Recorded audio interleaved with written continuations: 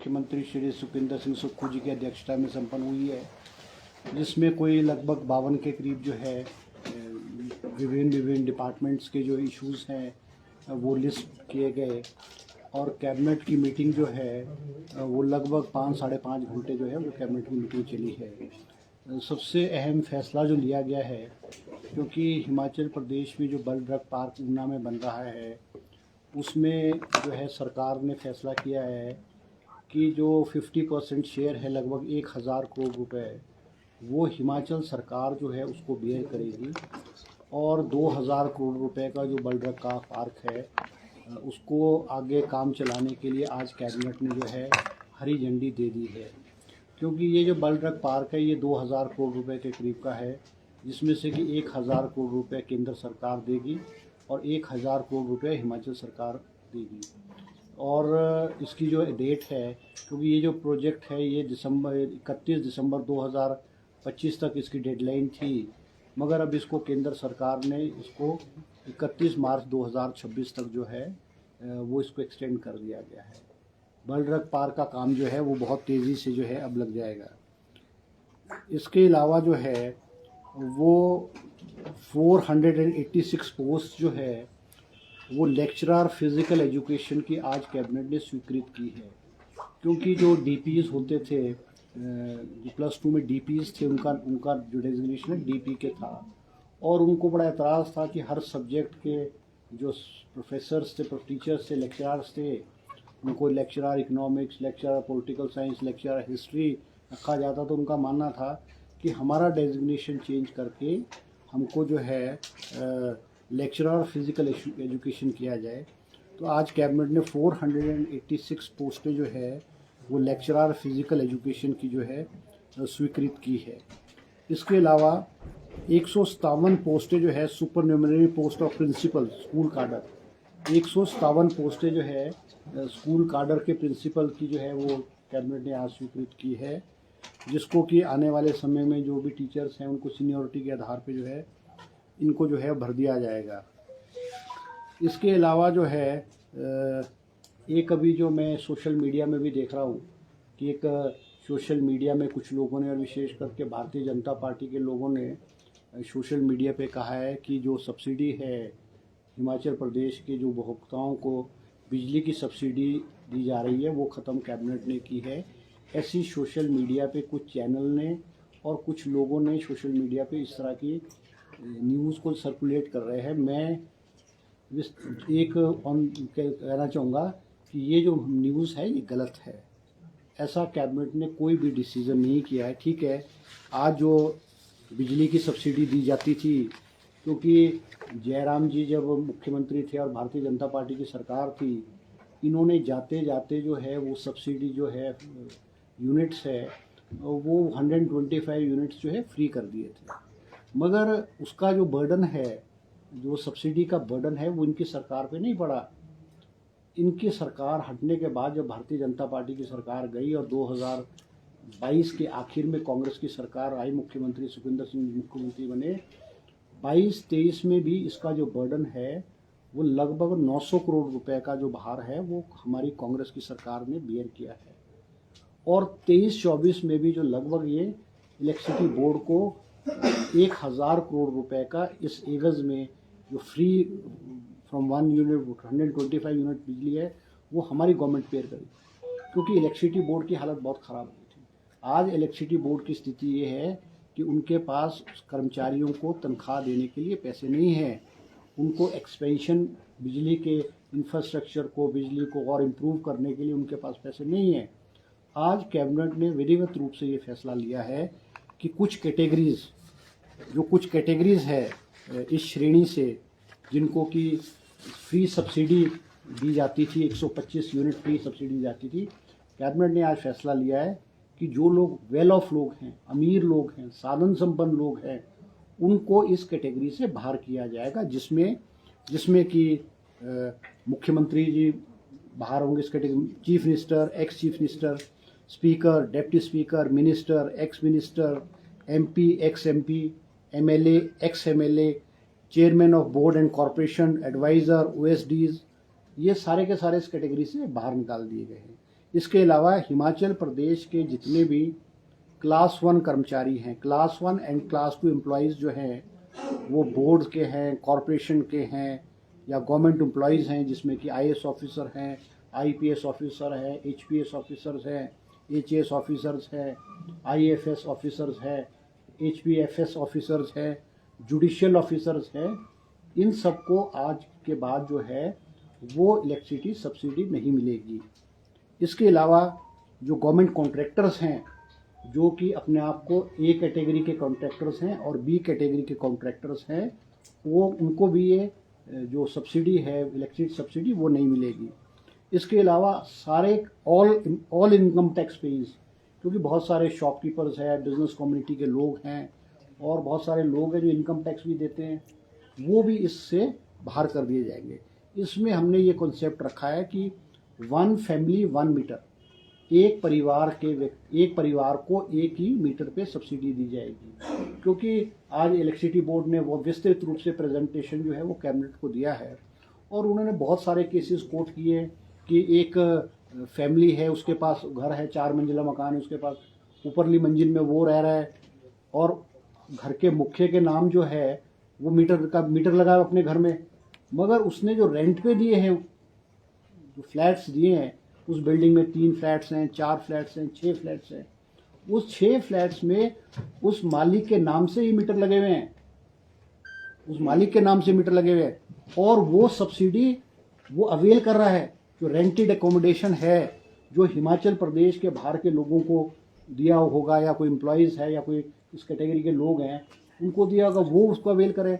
अब हमने आज कैबिनेट ने फैसला किया है कि वो जो मीटर है 1 मीटर है वो उसको आधार या फिर राशन कार्ड से लिंक किया जाएगा, ताकि जो वेल ऑफ लोग हैं, जो साधन संपन्न लोग हैं, अमीर लोग हैं, उनको ये सब्सिडी का लाभ ना है।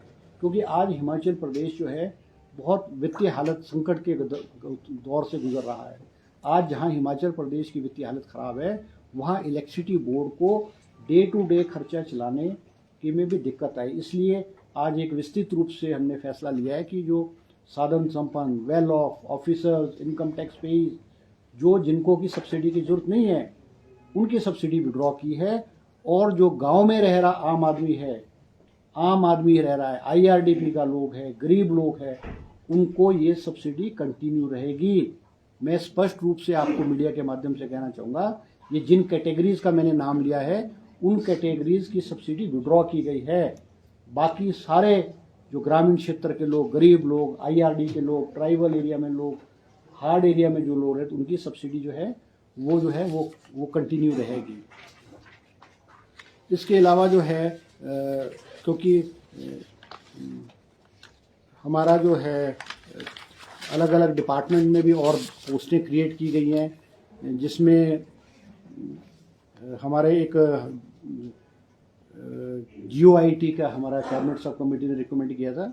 हमारे हमीरपुर सबऑर्डिनेट बोर्ड्स में जो बहुत लंबे अरसे से जो रिजल्ट्स लटके हुए थे, कैबिनेट सब कमेटी ने जो है 903 कोड्स 903 और 939 कोड जो है वो कैबिनेट सब कमेटी रिकमेंड किया। आज कैबिनेट ने उसको अप्रूवल दी है और हमीरपुर सबऑर्डिनेट सर्विस बोर्ड को कहा है कि ये दोनों कैटेगरीज ऑफ रिजल्ट्स हैं उसमें जो है आगे जो है आगे जो है प्रक्रिया आरंभ करेंगे।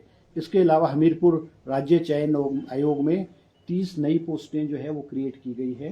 वो on the basis of settlement basis के आधार पे दूसरे डिपार्टमेंट्स में ली जाएगी, ताकि हमारे हमीरपुर सबऑर्डिनेट सर्विस बोर्ड में जो है वो जो पेंडिंग वर्क है और जो रिज़ल्ट की जो प्रोसेस है उसमें जो है तेज़ी आए। इसके अलावा 2 पोस्ट जो है district controller food and supply जो है वो फूड एंड सप्लाई डिपार्टमेंट में जो है वो आज कैबिनेट ने स्वीकृत की है।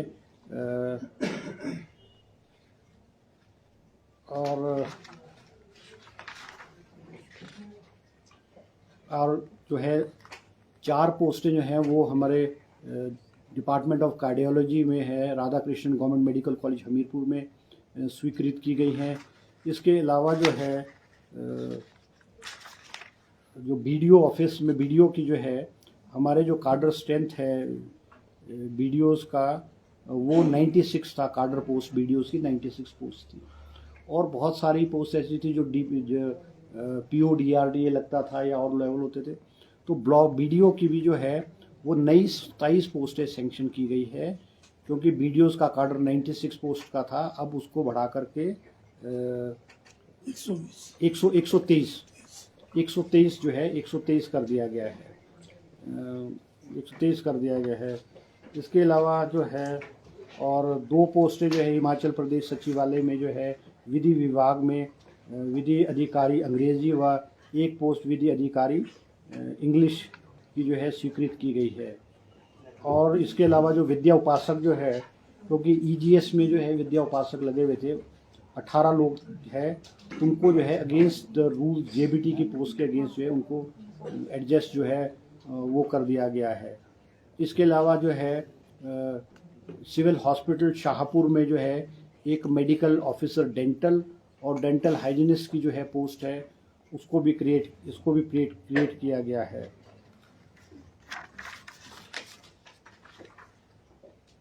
और एक फैसला जो लिया गया constitution of regarding constitution of रत्ती नचला स्पेशल एरिया जो है, ये भी क्योंकि रोड हेड पे था और ये अनकवर्ड था, इसको भी इस एरिया में जो है ले लिया गया है।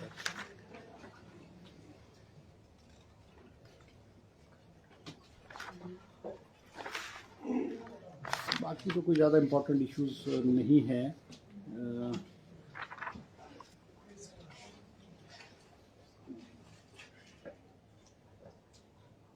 और 50 पोस्ट जो है 53 पोस्ट जो है वो क्योंकि हिमाचल प्रदेश में जो है हेलीपोर्ट्स और हेलीपैड्स जो है वो बनाए जा रहे हैं, ताकि हमारी जो हेली सर्विसेज जो है इम्प्रूव हो और हिमाचल प्रदेश के दूर दराज के क्षेत्र जो है वो इस सर्विसेज से जुड़े। उसमें जो है 53 पोस्ट जो है वो अलग अलग कैटेगरीज की जो है वो हेलीपोर्ट्स पे जो है अंडर द स्कीम RCS उड़ान सेंक्शन की गई है। और 60 पोस्टें जो है पुलिस ऑफिशियल्स की भी जो है इस स्कीम के तहत जो आज कैबिनेट ने स्वीकृति प्रदान की है। इसके अलावा जो है Radha Krishna government medical college Hamirpur में जो है और जवाहरलाल नेहरू मेडिकल कॉलेज चंबा में जो है फर्नीचर की स्वीकृति प्रदान की गई है। और 2 पैट स्कैन जो है मशीन्स है वो IGMC शिमला और राजेंद्र प्रसाद मेडिकल कॉलेज टांडा के लिए स्वीकृत की गई है। और स्पेक्ट स्कैन मशीन जो है वो IGMC शिमला के लिए स्वीकृत की गई है। ये भी दोनों की जो ये मशीन्स हैं ये विदिन 3 मंथ्स जो है इन हॉस्पिटल में जो है वो जो है इनको स्वीकृत किया जाए। यही कुछ फैसले जो है आज कैबिनेट ने लिए हैं। सर जो 20 पोस्ट कौन थे आपने कहा था प्रोसेस है वो जो आपने पिछले कैबिनेट में कहा था? नहीं, वो तो ऐसे ना, अब तो कैबिनेट ने जब उसको स्वीकृति प्रदान कर दी और ये पाया गया है कि उसमें ज़्यादा नियमितताएँ नहीं थी, कुछ कैटेगरीज ऑफ पोस्ट थी जिसमें कि जिन बच्चों के अगेंस्ट एविडेंस पाया गया था, तो वो उतनी पोस्टें जो हैं, जैसे JOIT 819 है उसमें 7 लोगों के अगेंस्ट जो है वो एविडेंस था, तो 7 पोस्टें खाली छोड़ दी गई थी। जो अलग अलग कैटेगरीज की और पोस्ट है उनमें हमने आज कैबिनेट ने उनको गो अहेड कर दिया है। अब उसमें जो डॉक्यूमेंटेशन का प्रोसेस है शुरू, अब JOIT 817 में डॉक्यूमेंटेशन चल रही है और अदर कैटेगरीज जो पोस्ट है उनकी भी डॉक्यूमेंटेशन वेरिफिकेशन के लिए जो है कमीशन को कह दिया गया है और जल्द ही जो इनके रिजल्ट जो है वो निकाल दिए जाएंगे। तो जो बिजली वाला जैसे गांव में किसी के परिवार से अगर कोई जॉब में है तो उनको नहीं, देखो मैंने अलग अलग कैटेगरीज का आपको बताया है कि वो राशन कार्ड या आधार कार्ड के साथ मीटर को जोड़ा जाएगा, और अगर वो इनकम टैक्स पे ही होगा तो उस कैटेगरी से बाहर हो जाएगा। अब जिस तरह से मैंने आज विस्तृत रूप से आपको बताया कि बहुत सारे लोग जो है उन्होंने रेंट आउट किराए पे किया हुआ है। नहीं सर, उसमें भी पेज है कि मकान मालिक तो ठीक है, मकान मालिक के पास किराएदार है, कोई बेचारा कैटेगरी में नहीं आएगा जिसकी इनकम कम होगी उसको तो सब्सिडी कंटिन्यू रहेगी। जो इनकम टैक्स पे ही होगा, इनकम टैक्स पे मीन जो इनकम टैक्स डिपार्टमेंट में रिटर्न्स फाइल करता है उस कैटेगरी में जो भी लोग आएंगे मीटर तो मकान मालिक के नाम नहीं, तो मकान मालिक ऐसा ना, मकान मालिक को अब देखो ऐसा उनको हमने इस कैटेगरी से निकाला है, और ये जो कैटेगरी निकली है कोई बहुत बड़ी लार्ज संख्या के लोग नहीं होंगे, एट द मोस्ट 10%, 15% या 20% ऐसे लोग होंगे, मगर 80% लोगों को आज भी हिमाचल प्रदेश में जो सब्सिडी है 125 यूनिट फ्री सब्सिडी वो कंटिन्यू रहेगी। हमने तो ये शुरुआत की है कि जो वेल ऑफ है, मिनिस्टर है, एक्स एमएलए है, चीफ मिनिस्टर है, ओडी chairman, vice chairman of board और कॉरपोरेशन है, आईएएस ऑफिसर्स हैं, आईपीएस ऑफिसर्स हैं। अब इनकी कैटेगरी चाहिए 20,000 है या 50,000 होंगे, 1 लाख होंगे। पर जो वेल ऑफ लोग हैं, जो इस पैसे को, उनको तो सब्सिडी की जरूरत नहीं है, उनको सरकार या इलेक्ट्रिसिटी बोर्ड सब्सिडी क्यों दे? तो ये बातें, इसमें जो गरीब लोग हैं, आम आदमी है, आईआरडीपी का व्यक्ति है, क्लास 4 एम्प्लॉय है, क्लास 3 एम्प्लॉय है, वो इस कैटेगरी में नहीं आएंगे, वो इस कैटेगरी में नहीं आएंगे। सर एक बात, सर 300 यूनिट की बिजली देने की भी बात की, जो गारंटी है, उसका क्या होगा सर? नहीं, देखो जो हमने कमिटमेंट्स की थी, हमने ये कभी भी नहीं कहा था कि हम फर्स्ट मंथ या फर्स्ट ईयर में इनको पूरी करेंगे। हमने ओपीएस की बात की थी, हमने ओपीएस पहली कैबिनेट मीटिंग में करने की बात की थी, हमने फर्स्ट कैबिनेट मीटिंग में ओपीएस को लागू किया।